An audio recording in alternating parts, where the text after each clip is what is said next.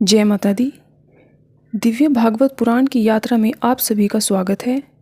जो भी ये पावन कथा श्रवण कर रहे हैं, माँ भगवती आदि शक्ति की कृपा उन पर सदैव बनी रहे। माँ आपके मन की हर इच्छा को पूर्ण करे। जो भी श्रद्धा से देवी भागवत पुराण की कथा श्रवण करता है, माँ उसके जीवन से धीरे धीरे सभी कष्ट समाप्त कर देती हैं। सबसे पहले नमन करते हैं विघ्नहर्ता भगवान श्री गणेश को, जो हर कार्य को सफल बनाते हैं। वंदन करते हैं ज्ञान और वाणी की देवी माँ सरस्वती को, जो हमारी वाणी को पवित्र बनाती हैं। और प्रणाम करते हैं संकट मोचन श्री हनुमान जी को, जो हर कष्ट को दूर करते हैं। आइए उनकी कृपा से इस पवित्र पुराण की शुरुआत करते हैं। आज हम दूसरा और तीसरा अध्याय श्रवण करेंगे। माँ के चरणों का ध्यान करें और जय माता दी बोलते रहें। दूसरा अध्याय, महामुनि जैमिनी द्वारा श्री वेद व्यास जी से शिव नारद संवाद के रूप में वर्णित देवी के महात्म्य वाले महाभागवत को सुनने की प्रार्थना करना। सूत जी बोले, बहुत से पौराणिक आख्यानों का श्रवण कर लेने के बाद मुनि श्रेष्ठ जैमिनी ने भूमि पर दंड की भांति गिरकर व्यास जी को प्रणाम करके उनसे आदरपूर्वक पूछा। जैमिनी बोले, समस्त वेदवेत्ताओं में श्रेष्ठ मुनिवर आपको नमस्कार है। महामते, इस लोक में आपसे बढ़कर वक्ता और कोई नहीं।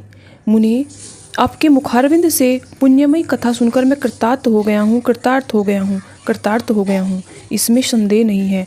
अब एक दूसरी बात जो मेरे मन में चिरकाल से स्थित है, उसके विषय में सुनना चाहता हूँ।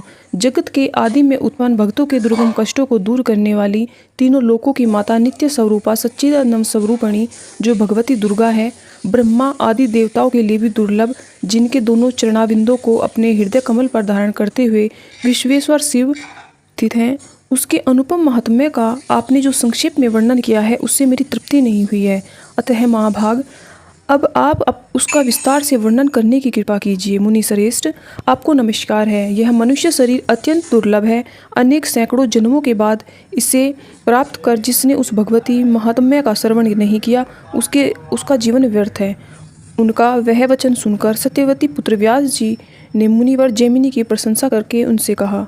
व्यास जी बोले, महामती जैमिनी, आप परम भक्ति तथा ज्ञान से युक्त हैं। वत्स, आपने इस समय बड़ी ही कल्याणप्रद बात पूछी है। इसके लिए आप साधुवाद के पात्र हैं। जिसका श्रवण करके भक्ति और धर्म से शून्य महान पापी मनुष्य का भी इस लोक में पुनर्जन्म नहीं होता, और जिसे सुनकर पापी मनुष्य ब्रह्म हत्या आदि पापों से भी छूट जाता है, इस कथा को आप सुनना चाहते हैं। अतः आप परम भाग्यशाली हैं। मुने, ब्रह्म हत्या आदि समस्त पाप भी तभी तक मनुष्य को ग्रस्त किए रहते हैं जब तक भगवती का चरित्र उनके कान में पड़ नहीं जाता है। यदि सैकड़ों पाप किया हुआ मनुष्य भी इस दुर्गा चरित्र का श्रवण करता है, तो उसे देखकर यमराज भी अपना दंड छोड़कर उसके चरणों में गिर पड़ते हैं। मुने, उन भगवती के अतुलनीय महात्म्य को बता सकने में भला कौन समर्थ है, जिस महात्म्य का आपने 5 मुखों से भगवान शंकर भी वर्णन नहीं कर सके हैं। वाराणसी क्षेत्र में भगवान शिव स्वयं उन भगवती का ही ब्रह्म संज्ञक तारक मंत्र जो गुरु कृपा से मुझे प्राप्त हुआ, उसे तत्परतापूर्वक आकर मुमुक्षुजनों के कानों से कहते हुए उन्हें निर्वाण नामक मोक्ष पद प्रदान करते हैं। ब्रह्म ऋषि जैमिनी, मोक्ष तथा निर्वाण पद प्रदान करने वाली वे भगवती सभी मंत्रों की एकमात्र बीज स्वरूपिणी है। महामते, सभी वेद मोक्ष प्रदान करने वाली उन भगवती को वहाँ के समस्त मंत्रों की अधिष्ठात्री देवता कहते हैं। शशक मशक आदि तथा जो भी अन्य प्राणी इस पृथ्वी पर उन्हें मोक्ष देने के लिए भगवान शिव वाराणसीपुरी में दुर्गा यह तारक मंत्र कान में स्वयं प्रदान करते हैं। मुनि श्रेष्ठ जैमिनी, एकाग्रचित होकर आप उसे सुनिए। मैं शिव नारद संवाद रूप महान पापों का नाश करने वाले अतुलनीय दुर्गा महात्म्य का विशेष विस्तार के साथ वर्णन करूँगा। एक समय की बात है, सभी देवतागण मंदर पर्वत पर एकत्रित हुए। वहां पर गंधर्वों सहित सभी ऋषिगण भी आए थे। अनेक प्रकार के वृक्षों से व्याप्त सुगंधित और विकसित पुष्पों की गंध से दिशाओं को सुरक्षित करने वाले और सुमेरु शिखर के समान प्रतीक होने वाले उस रमणीक गिरिश्रेष्ठ मंदारचल के पृष्ठ पर बैठे हुए भगवान कृष्ण और भगवान शिव को देखकर महर्षि नारद मुनि ने हाथ जोड़कर विनम्रतापूर्वक भगवान शिव से पूछा। नारद जी बोले, भक्तों पर कृपा करने वाले तथा तीनों लोकों में वंदनीय देवेश, ज्ञानियों में श्रेष्ठ और विशुद्ध आत्मा वाले आप ही ब्रह्मा नाम से जाने जाते हैं। परमेश्वर, केवल आप ही वास्तविक तत्व को जानते हैं। जगन्नाथ, अन्य देवता या ऋषि अन्य तत्व को नहीं जानते। आप तीनों लोकों को पवित्र करने वाली गंगा जी को आदरपूर्वक अपने सिर पर धारण करते हैं और चंद्रमा को अत्यंत सुंदर देखकर आपने उन्हें अपने सिर का आभूषण बनाया है। सर्वज्ञ, इस समय मैं आपसे जो पूछ रहा हूँ उसे आप मुझे बताने की कृपा करें। महेश्वर, स्वयं आप भगवान विष्णु और जगतपति ब्रह्मा इन देवताओं की भक्तिपूर्वक उपासना करने से परम पद प्राप्त होता है, तो फिर तप के द्वारा आप लोगों का उपास्य देवता कौन है? आपके समान इस बात को वाणी से बताने में इस भूमंडल में और कोई भी समर्थ नहीं है। कृपा मूर्ति महेश्वर, इस प्रकार के प्रभाव वाले आप लोगों के जो उपास्य देवता हैं उनके विषय में मुझे भी अवश्य जान लेना चाहिए, अतः कृपा पूर्वक मुझे बतलाइए। व्यास जी बोले, मुनि श्रेष्ठ जैमिनी इस प्रकार उन देवर्षि नारद का वचन सुनकर और उस पर बार बार विचार करके महादेव जी ने उनसे यह कहा। श्री महादेव जी बोले, तात, आपने जो यह बात पूछी है वह तो परम गोपनीय है। वत्स, ऐसी बात भला आपको कौन बताने योग्य होगा? मुनि श्रेष्ठ, मैं आपको बताऊंगा। व्यास जी बोले, देवादिदेव शिव के ऐसा कहने पर देवऋषि नारद दोनों हाथ जोड़कर खड़े हो गए और सर्वव्यापी जगन्नाथ नारायण से कहने लगे, भक्तों पर कृपा करने वाले देवादिदेव भगवान महेश्वर अपने उपास्य इष्टदेव के विषय में बताने में क्या कर रहे हैं, अतः शरणागतों पर कृपा करने वाले देवेश आप उनसे कहने की कृपा करें। श्री नारायण बोले, तात, उन देवता से आपका क्या प्रयोजन है? आप सबके देवता तो हम हैं, हम ही हैं, हमारी ही आराधना करके आप परम पद प्राप्त कर लेंगे, अतः हम सबके देवता से आप क्या प्रयोजन है? व्यास जी बोले, इस प्रकार उन नारायण का भी यह वचन सुनकर मुनि श्रेष्ठ नारद हाथ जोड़कर स्तुति वचनों से शिव तथा विष्णु का स्तवन करने लगे। नारद जी बोले, विश्वेश्वर देव देव प्रसन्न होइए, नारायण वासुदेव प्रसन्न होइए, आपके अपने शुभ्र शरीर के अंगों में सर्वरूपी आभूषण धारण करने वाले शिव प्रसन्न होइए, कौस्तुम भणी से विभूषित शरीर वाले नारायण मुझ पर प्रसन्न होइए, शरण देने वाले गंगाधर मुझ पर प्रसन्न होइए, सुदर्शन चक्र को धारण करने वाले पूजनीय विष्णु मुझ पर प्रसन्न होइए, दिगंबर स्वरूप विश्वेश्वर मुझ पर प्रसन्न होइए, गदा धारण करने वाले विश्वेश्वर मुझ पर प्रसन्न होइए। त्रिपुर का वध करने वाले शिव को नमस्कार है, असुरकंश का वध करने वाले विष्णु को नमस्कार है, अंधकार सुर का विनाश करने वाले शिव को नमस्कार है और तृणावर्त का संहार करने वाले विष्णु को नमस्कार है। पांच मुख वाले आप शिव को नमस्कार है, विष्णु को बार बार नमस्कार है, गरुड़ आसन पर विराजमान आप विष्णु को तथा नंदी पर आरूढ़ आप शिव को नमस्कार है। व्यास जी बोले, परम पूज्य उन देवऋषि नारद को इस प्रकार स्तुति करते हुए देखकर महादेव जी की ओर दृष्टि करके भगवान विष्णु ने कहा। विष्णु जी बोले, देव, ये ब्रह्मपुत्र देवऋषि नारद परम भक्त हैं, ज्ञानी एवं विनिम्र स्वभाव वाले हैं, आप भक्तवत्सल हैं, इसलिए आपको इन पर अवश्य ही कृपा करनी चाहिए। व्यास जी बोले, भगवान शिव ने भी भगवान विष्णु द्वारा कही हुई बात सुनकर आप शरणागतों पर कृपा करने वाले हैं और आपने मेरे लिए अत्यंत कल्याणकारी बात कही है। तत्पश्चात महान ज्ञानी और बुद्धिमान नारद ने कृपा सिंधु देवादिदेव महादेव से पुनः पूछा। नारद जी बोले, इंद्र आदि समस्त लोकपालों ने आप विष्णु तथा जगतपति ब्रह्मा की उपासना करके श्रेष्ठ पद प्राप्त किया है। देवेश, यदि मेरे ऊपर आपका अनुग्रह हो तो आप लोग जिस पूर्ण तथा अविनाशी देवता की आराधना करते हो उसके विषय में मुझे बताइए। हे देव, जिसकी कृपा से आपने ऐसा महान ऐश्वर्य प्राप्त किया, उस देवता के विषय में यदि आप मुझे बताते हैं तो मेरे ऊपर यह आपका अनुग्रह होगा। व्यास जी बोले, योगीश्वर मुनिवर नारद जी इस प्रकार प्रार्थना करने पर निर्मलमती भगवान शंकर पहले तो सतत समाधिस्थ हो गए, पुनः भगवती श्री दुर्गा के चरण कमल का अपने हृदय में ध्यान करते हुए और उन्हें ही एकमात्र पूर्ण ब्रह्मा जानकर उन्होंने आदरपूर्वक कहना प्रारंभ किया। इस प्रकार श्री महाभागवत पुराण के अंतर्गत श्री व्यास जैमिनी संवाद में वतोपार्श्वर्णन नामक दूसरा अध्याय पूर्ण हुआ। तीसरा अध्याय, देवी महात्म्य वर्णन। देवी द्वारा त्रिदेवों को सृष्टि आदि के कार्यों में नियुक्त करना, आदि शक्ति का गंगा आदि 5 रूपों में विभक्त होना, ब्रह्मा जी के शरीर से मनु तथा सत्स्वरूपा का प्रादुर्भाव, दक्ष की कन्याओं से सृष्टि का विस्तार, आदि शक्ति द्वारा भगवान शंकर को भार्या रूप में प्राप्त होने का वर प्रदान करना। श्री महादेव जी बोले, जो शुद्ध शाश्वत और मूल प्रकृति स्वरूपिणी जगदम्बा है वे ही साक्षात पर ब्रह्मा है और वे ही हमारी देवता भी हैं। जिस प्रकार ये ब्रह्मा, विष्णु और स्वयं मैं शिव इस जगत की उत्पत्ति, पालन और संहार के कार्य में नियुक्त हैं, उसी प्रकार अनेक ब्रह्मांडों में निवास करने वाली करोड़ों प्राणियों के सर्जन, पालन और संहार का विधान करने वाली वे महेश्वरी हैं। निराकार रहते हुए वे महादेवी अपनी लीला से देह धारण करती हैं। उन्हीं के द्वारा इस विश्व का सर्जन किया जाता है, पालन किया जाता है और अंत में उन्हीं के द्वारा संहार किया जाता है। उनके द्वारा ही यह जगत मोहग्रस्त होता है। प्राचीन काल में वे पूर्णा भगवती ही अपनी लीला से दक्ष की कन्या के रूप में, हिमवान की पुत्री के रूप में तथा अपने ही अंश से विष्णु भार्या लक्ष्मी के रूप में एवं ब्रह्मा की भार्या सावित्री तथा सरस्वती के रूप में प्रकट हुई हैं। नारद जी बोले, देवेश, यदि आप मुझ पर प्रसन्न हैं और मेरे प्रति आपकी उत्तम प्रीति है, तब नाथ महामते मुझे विस्तार पूर्वक वह सब प्रसंग बताइए जिस प्रकार वे प्रकृति रूपा पूर्णा भगवती प्राचीन काल में दक्ष कन्या के रूप में अवतरित हुई और जिस प्रकार भगवान शिव ने उन परब्रह्म स्वरूपिणी को पत्नी के रूप में प्राप्त किया, जिस प्रकार वे हिमालय के घर में पुनः पुत्री होकर उत्पन्न हुई और फिर त्रिनेत्र महादेव ने उन्हें पत्नी के रूप में प्राप्त किया और जिस प्रकार उन्हें 6 मुखों वाले कार्तिकेय तथा गजानन गणेश इन 2 महान बलशाली और पराक्रमी पुत्रों को जन्म दिया। श्री महादेव जी बोले, पहले यह जगत सूर्य, चंद्रमा, तारों, दिन रात, अग्नि, दिशा, शब्द, स्पर्श आदि से तथा अन्य किसी प्रकार के तेज से रहित था। उस समय श्रुति के द्वारा एकमात्र जिनका प्रतिपादन किया जाता है ब्रह्म स्वरूपिणी वे भगवती विद्यमान थी। सच्चिदानंद विग्रह वाली वे प्रकृति स्वरूपा भगवती शुद्ध ज्ञान से युक्त, नित्यवाणी से परे, निर्वयव योगियों के द्वारा कठिनता से प्राप्त होने वाली, सर्वत्र व्याप्त रहने वाली, उपद्रव्यों से रहित, नित्य स्वरूपिणी तथा सूक्ष्म और गुरुत्व आदि गुणों से परे हैं।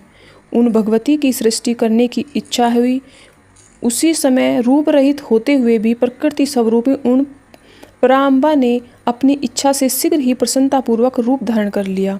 उनका विग्रह निखरे हुए काजल के समान था, विकसित कमल के समान सुंदर मुख था, 4 भुजाएं थी, नेत्र लाल वर्ण के थे, बाल खुले हुए थे और दिशा रूपी वस्त्र से सुशोभित, स्थूल तथा उन्नत स्तनधारिणी ज्योतिर्मयी वे सिंह की पीठ पर विराजमान थी। तदंतर उन्होंने अपनी इच्छा से अपने रजस, सत्व और तमोगुण के द्वारा शीघ्र ही चैतन्य रहित एक पुरुष की सृष्टि की। सत्व आदि तीनों गुणों से युक्त उस उत्पन्न पुरुष को देखकर भगवती ने स्वेच्छा से उस पुरुष में सृष्टि करने की अपनी इच्छा का समावेश किया। यह देखकर वह शक्तिमान पुरुष तीनों गुणों के आश्रय से ब्रह्मा, विष्णु और शिव नाम वाले 3 पुरुषों के रूप में प्रकट हो गए।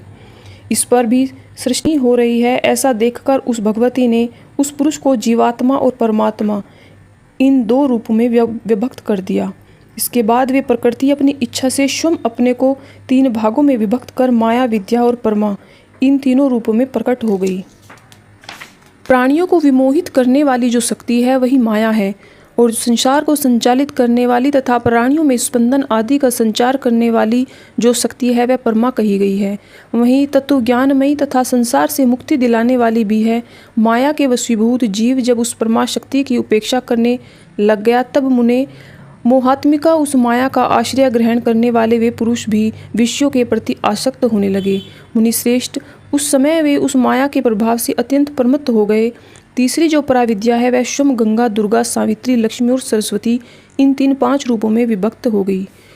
उन साक्षात जगत पालिनी पूर्णा प्रकृति ने सृष्टि कार्य में ब्रह्मा, विष्णु तथा शिव को अलग अलग नियुक्त करके कहा, मैंने सृष्टि के निर्मित ही आप लोगों को अपनी इच्छा से उत्पन्न किया है, अतएव माँ भाग आप लोग वैसा ही कीजिए जैसी मेरी इच्छा है।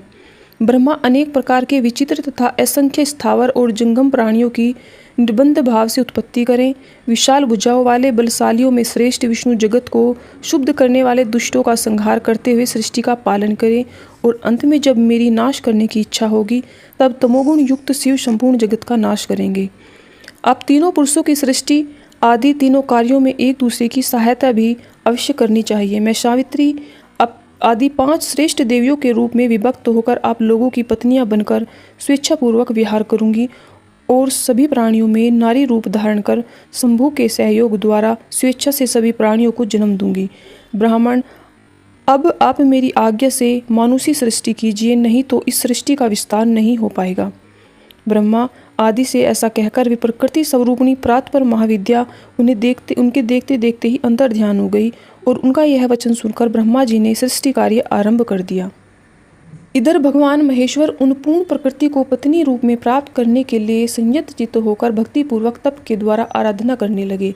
अपने ज्ञान नेत्र से महेश्वर को ऐसा करते देख वे परम पुरुष विष्णु भी उन्हीं को प्राप्त करने के निमित्त तपस्या करने के लिए बैठ गए। यह सब जानकर भगवान ब्रह्मा भी सृष्टि पाल करना छोड़कर उसी अभिलाषा के साथ तपस्या हेतु निश्चल होकर बैठ गए। इस प्रकार आराधनारत उन तीनों की तप की परीक्षा करने के लिए स्वयं प्रकृति ब्रह्मांड को शुद्ध करने वाला भयंकर रूप धारण कर उनके पास आई। उन्हें देखकर ब्रह्मा जी भयाक्रांत हो गए और उन्होंने अपना मुख फेर लिया। वे उनके सम्मुख पुनः गई तब भी ब्रह्मा जी विमुख हो गए। इस प्रकार वे चारों दिशाओं में क्रम से 4 बार गई।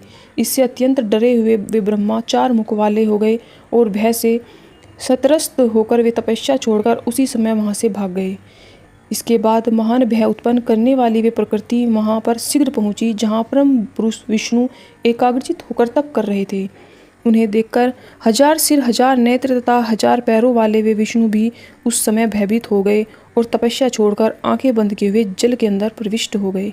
इस प्रकार उन दोनों की तपस्या भंग हो जाने पर भीषण रूप वाली वे प्रकृति महेश के पास गई, किंतु वे किसी भी तरह उनका ध्यान भंग करने में समर्थ नहीं हो सकी।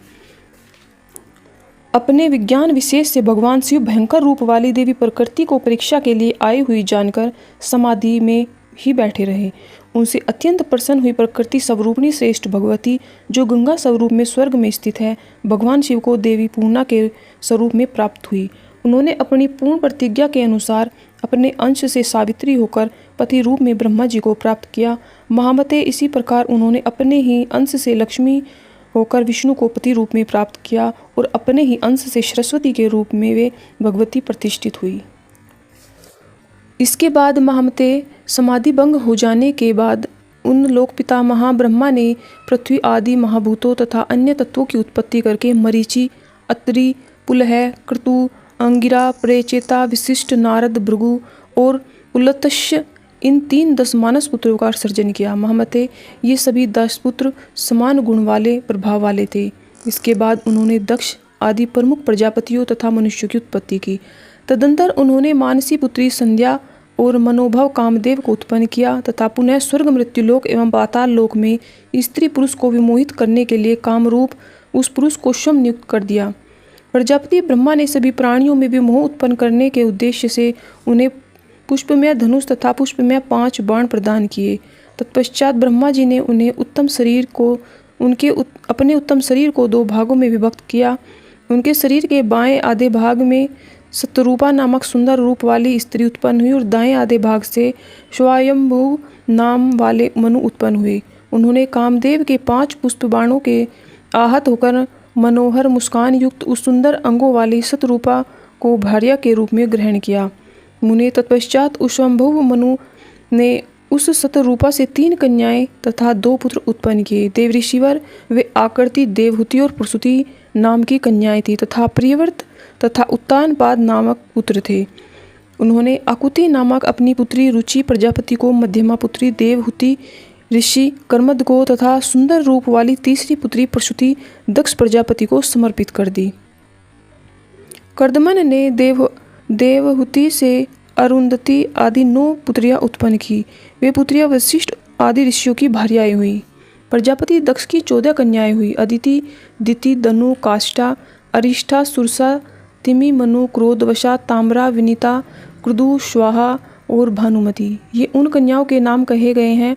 उन्होंने उनमें से स्वाहा नामक कन्या अग्नि को और शेष 13 कन्याएं ऋषि कश्यप को प्रदान कर दी। कश्यप ने स्वयं उन पत्नियों से नानाविध प्रजाएं उत्पन्न की। तब उन प्रजाओं से संपूर्ण जगत व्याप्त हो गया। इस प्रकार भगवान ब्रह्मा ने सारे संसार की सृष्टि की। तदंतर देवी प्रकृति ने उन ब्रह्मा से कहा, महामते द्विजगण तीनों संध्याओं में जिनकी उपासना करते हैं वे सावित्री मेरे अंश से उत्पन्न हुई हैं। वे सरस्वती तथा लक्ष्मी भी मेरे ही अंश से उत्पन्न हुई हैं, जिन्होंने अपनी लीला से तीनों लोकों के पालन करता विष्णु को पति रूप में प्राप्त किया। आप दोनों ब्रह्मा तथा विष्णु विषासक्त हो गए हैं। देव ऋषिवर उन साक्षात प्रकृति को पूर्ण भाव से पत्नी रूप में पाने की अभिलाषा करते हुए भी शिव परम योगी बने रहे। उस प्रकार की तपस्या में रत उन भगवान शिव से पराप्रकृति जगदम्बिका ने प्रसन्न होकर प्रत्यक्ष रूप से कहा। प्रकृति बोली, शंभो, आपका कौन सा अभिष्ट वर है, मुझसे वह मांग लें। आपकी तपस्या पूर्ण उपासना से परम प्रसन्नता को प्राप्त मैं वह वर आपको अवश्य दूंगी। शिवजी बोले, जिनसे पूर्ण में 5 श्रेष्ठ नारियां प्रकट हुई थी, वे आप विशुद्ध प्रकृति ही हम ब्रह्मा विष्णु तथा महेश्वर को प्राप्त होंगी। उनमें से अपने अंश से सावित्री के रूप में उत्पन्न होकर आप ब्रह्मा जी को प्राप्त हुई और अपने ही अंश से लक्ष्मी एवं सरस्वती होकर विष्णु जी को प्राप्त हुई। किंतु परमा पूर्णा प्रकृति तथा स्वयं अपनी लीला से कहीं जन्म लेकर मुझे प्राप्त हो। प्रकृति बोली, दक्ष प्रजापति के यहाँ अपनी माया से उत्पन्न होकर मनोहर शरीर वाली पूर्णा प्रकृति मैं ही आपकी भार्या बनूंगी। जब दक्ष के यहाँ उनके देहाभिमान से मेरा तथा आपका नादर होगा, तब अपने माया रूपी अंश से उन्हें विमोहित कर मैं अपने स्थान को चली जाऊंगी। महेश्वर, उस समय आपसे मेरा वियोग हो जाएगा और तब आप भी मेरे बिना कहीं भी नहीं ठहर पाएंगे। इस प्रकार हम दोनों के बीच परम प्रीति बनी रहेगी। श्री महादेव जी बोले, मुनि श्रेष्ठ वे परमेश्वरी प्रकृति महेश्वर से ऐसा कहकर अंतर्ध्यान हो गई और शिव के मन में प्रसन्नता व्याप्त हो गई। इस प्रकार श्री महाभागवत पुराण के अंतर्गत श्री शिव नारद संवाद में महेश्वर वरदान वर्णन नामक 3रा अध्याय पूर्ण हुआ। आज हमने द्वितीय और तृतीय अध्याय कथा का श्रवण किया। माँ भगवती की कृपा आप सभी के जीवन में सुख, शांति और समृद्धि, उत्तम स्वास्थ्य प्रदान करें। अगले अध्याय में हम और अद्भुत रहस्यों का श्रवण करेंगे। तब तक के लिए श्रद्धा बनाए रखें। जय माँ आदिशक्ति, जय जगदम्बे।